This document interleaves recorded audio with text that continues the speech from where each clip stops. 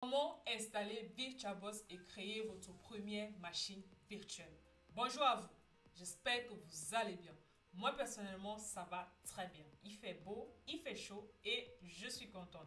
Je vous souhaite une chaleureuse bienvenue sur ma chaîne Hey Cyber.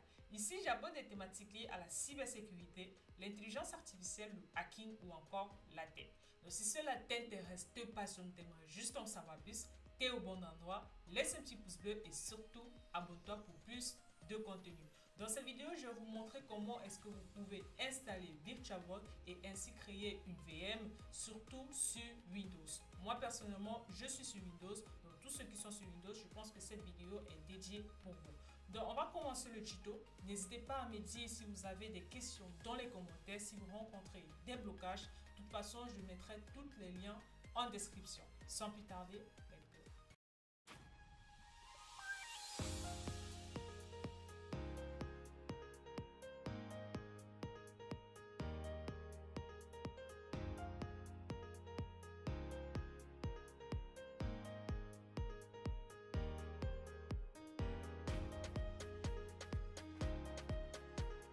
Première chose, c'est que vous entrez dans votre navigateur et vous rentrez sur le site officiel de VirtualBox. C'est simple. Vous cliquez juste dans votre barre de recherche VirtualBox. Donc, voilà. Vous rendez sur le site officiel de VirtualBox. On va cliquer dessus. Assurez-vous vraiment que ça soit le site parce qu'il y a beaucoup d'autres sites qui peuvent vous fournir des setups infectés par des virus. Donc faites attention au site officiel de VirtualBox, une précision qui en vaut la peine. Donc nous sommes sur le site officiel de VirtualBox. Je fais un petit parcours et on va télécharger. Vous cliquez sur Download VirtualBox 7.0, c'est la dernière version. Donc je vais cliquer dessus. De toute façon, je vous mettrai le lien en description. Et par la suite, vous voyez en fait qu'il y a beaucoup de propositions en fonction de votre système d'exploitation. Moi personnellement, vu que je l'ai dit en introduction, je suis sur Windows. Mais ceux qui sont sur Mac ou encore sur Linux, vous avez la possibilité de télécharger en fonction de votre OS. Solaris, je ne sais pas ce que c'est. S'il y en a qui savent c'est quoi le système, j'ai jamais entendu parler déjà et je ne sais pas ce que c'est. Donc s'il y en a qui savent de quoi on parle, n'hésitez pas également à mettre dans les commentaires. Honnêtement, pour m'expliquer c'est quoi Solaris, je suis assez curieuse. Donc, moi personnellement, comme je l'ai dit, je suis sur Windows.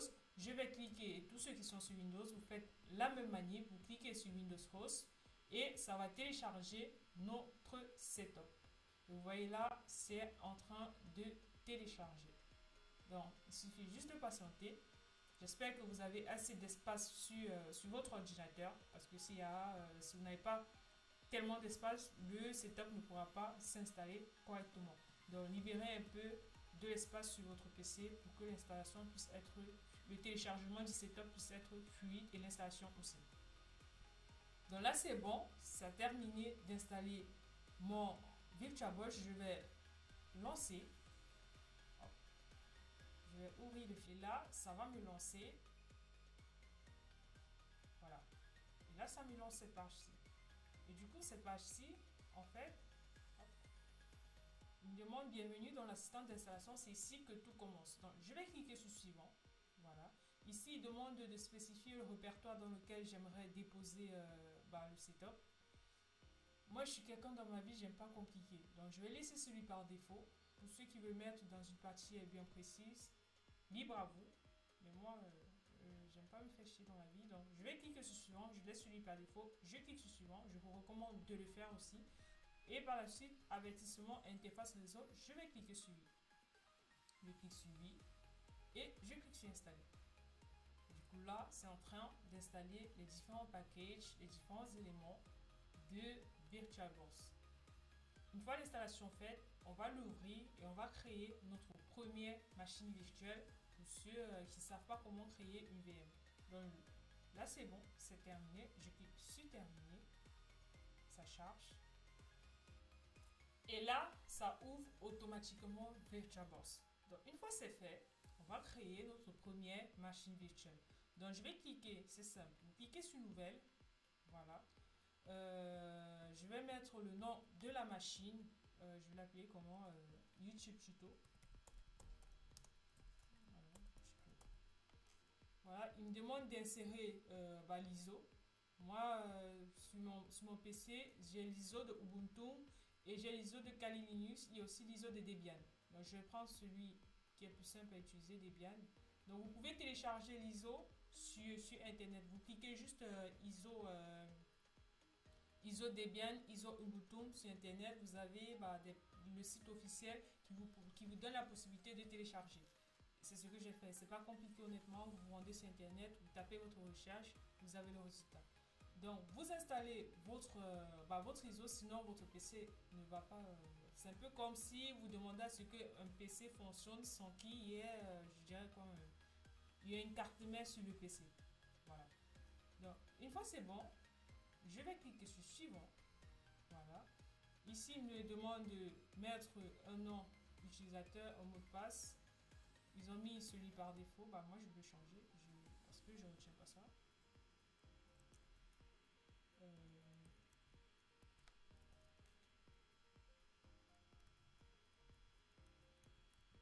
J'ai mis un truc vraiment basique. 1, 2, 3, 4. Ne mettez pas ce type de mot de passe sur vos PC, s'il vous plaît. Parce que c'est totalement facile, à craquer, à pirater. Je mets ça parce que c'est un exemple pour ce tuto aussi.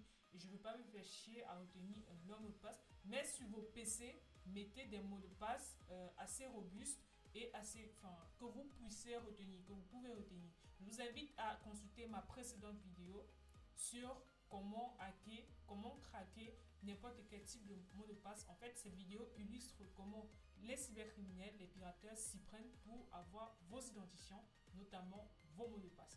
Donc, consultez cette vidéo, vous comprendrez peut-être pourquoi je dis ne mettez jamais ce type de mot de passe, notamment 1, 2, 3, 4, pour sécuriser vos appareils. C'est trop facile à deviner et c'est facilement piratable. Une fois c'est bon, j'ai mis mon mot de passe. Le nom utilisateur, je vais enlever. Je vais mettre juste user. Bon, je vais mettre YouTube. Voilà. Je mets YouTube et mot de passe 1, 2, 3, 4. Voilà. Là, je laisse par défaut. Si vous souhaitez augmenter encore le nombre de processeurs ou le nombre de mémoire, vous pouvez aller jusqu'à. Il y en a jusqu'à, je crois, 8 ou 16. Je crois. Pareil pour le nombre de processeurs, je ne sais pas, maximum 8. Voilà. Donc moi, je vais laisser celui par défaut. Je clique sur suivant. Là, ici, j'ai rien touché. Je clique sur suivant. Et finish. Donc là, ma première VM, je viens de la créer. Vous voyez, elle vient d'être créée. Donc, une fois c'est bon, je vais essayer de m'authentifier là-dessus. Désolé, il y a un petit bruit en background. Je ne sais pas ce que mon voisin est en train de fabriquer, mais ça fait du bruit. Et désolé pour cela. Donc voilà. Là, ça se lance, s'installe le package. Dites-vous que l'installation de la VM n'est pas terminée. Voilà. On va lancer et c'est en train de charger. On va patienter. Voilà. Patienter quelques minutes.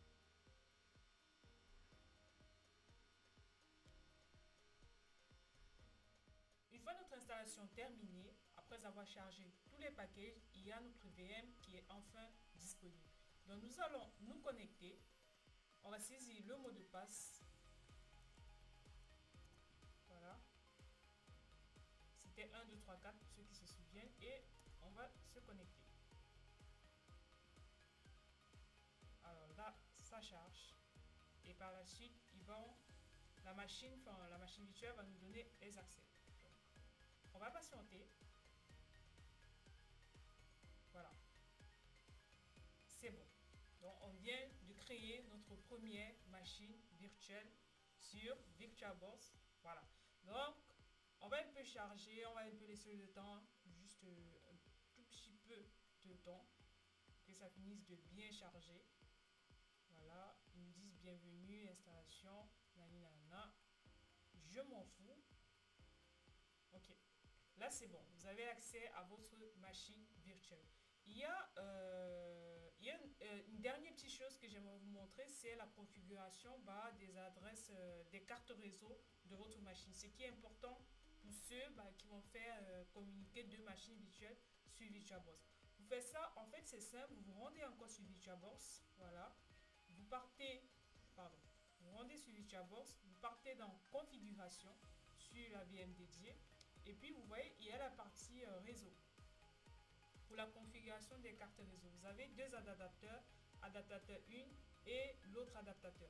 Vous avez la possibilité en fait d'activer les deux adaptateurs et de configurer le mode d'accès réseau, que ce soit NAT ou accès par port. Pour ceux qui veulent faire communiquer les machines d'un même réseau, par exemple, j'ai ma machine YouTube Tuto et j'ai une autre machine qui s'appelle YouTube. Si je vais les faire communiquer dans un même réseau, je vais devoir configurer cette partie réseau-ci. C'est-à-dire au niveau de l'adaptateur 1, je vais mettre en NAT et au niveau de l'adaptateur 2, par exemple, je vais mettre en accès par port. Et pareil pour les deux machines. Donc voilà, c'était un peu ça que je voulais également vous montrer, qui est une partie plutôt intéressante et importante dans tout ce qui est VMware, tout ce qui est machine virtuelle. Nous arrivons au thème de notre vidéo. J'espère que celle-ci a été instructive pour toi, pour vous, désolé. N'hésitez pas à me dire ce que vous en pensez dans les commentaires. Est-ce que vous avez rencontré des problèmes lors de l'installation? Je vais vous mettre les différents liens de VirtualBox, de Debian, de Ubuntu, de Kali Linux même en description pour ceux qui veulent télécharger et effectuer l'installation sur les PC. Merci encore d'être resté jusqu'ici. Encouragez-moi avec un petit pouce bleu et abonnez-vous si vous êtes nouveau ou nouvelle sur la chaîne. Et à très bientôt. Je dis beaucoup de et. À très bientôt pour une nouvelle vidéo sur Cyber.